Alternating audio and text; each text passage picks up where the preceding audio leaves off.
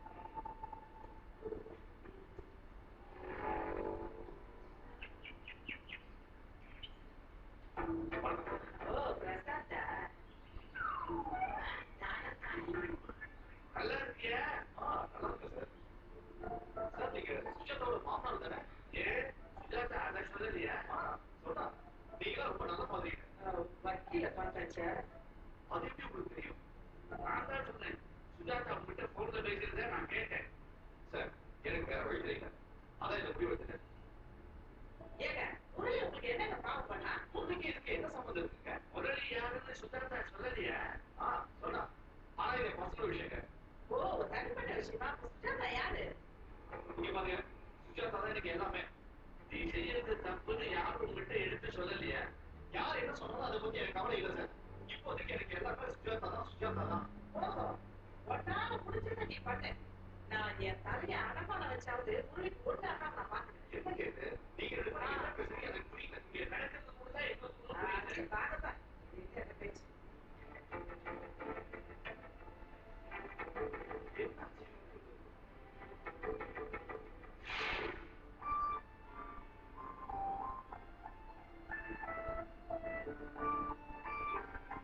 டேய் முரளி, நீ நிஜமாவே முட்டாளா இல்ல முட்டாள் மாதிரி நடிக்கிறியா? எனக்கு அது தெரிஞ்சுக்கா. உன்னை திட்டாம போட மாட்டோம். ஏடா, இவங்கிட்ட என்ன பூர்ணமா பேசி நேரடியாவே கேட்கிறேன். ஏடா, முன்னாடி கருத்து ஒரு சேர்த்து இருக்கு, அது ஒரு காய்ச்சலுக்கே பாத்தியா?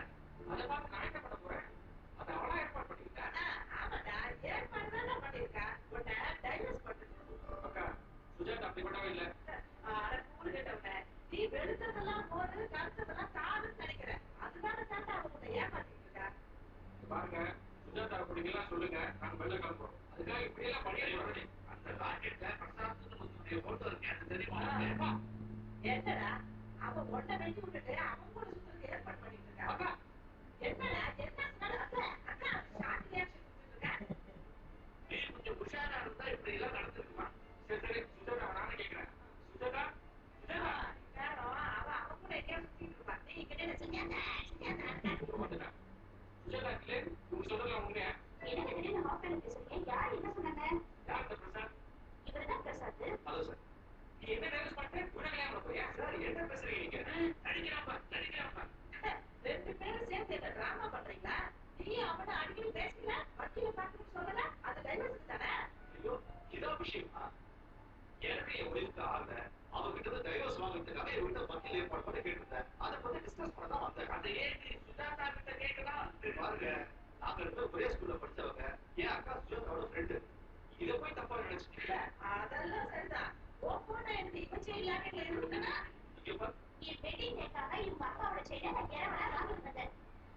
இங்க பாருங்க, என் அக்காவுக்கு என் மேல உயிரு. அதனால என் போட்டோவை லாக்கெட் உள்ள வச்சிருக்கா. எதுவுமே தெரியாம சுஜாதா மேல பழைய போட்டீங்களே.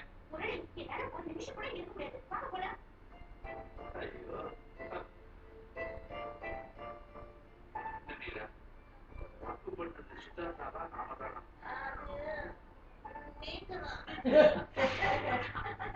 பாத்தீங்களா? வேகம் விவேகம் வந்தான்னு எழுதி வச்சிருக்கிறது டிராபிக்காக மட்டும் இல்ல, நம்ம வாழ்க்கைக்கு தான். உண்மையை தெரிஞ்சுக்காம நாம எடுக்கிற சில